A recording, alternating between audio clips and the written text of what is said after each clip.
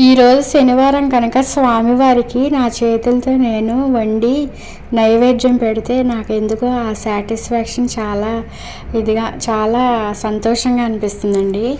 అందుకే నేను నా చేతులతో ఈ విధంగా స్వామివారికి నైవేద్యం తయారు చేసేసుకుంటున్నాను. ముందుగా సగ్గుబియ్యము అలాగే రేషన్ బియ్యాన్ని కనీసం 2 గంటల వరకు నాననిచ్చి నానిన సగ్గుబియ్యము అలాగే బియ్యము అలాగా ఎసర్లో వేసేసుకున్న తర్వాత ఈలోపు మగ్గేలోపు సగ్గుబియ్యం అదే కిస్మిస్ జీడిపప్పు యాలకులు మనం నేతిలో వేయించేసుకోవాలి. వేయించుకున్న తర్వాత అన్నం మగ్గిన తర్వాత బెల్లం వేసేసుకున్నాక బెల్లం కూడా కరిగిన తర్వాత కాచిన 1/2 లీటర్ పాలు ఇలాగా మనం పోసేసుకొని మొత్తం అడుగంటకుండా ఒకసారి గరిటెతో కలిగి పెట్టేసుకోవాలండి.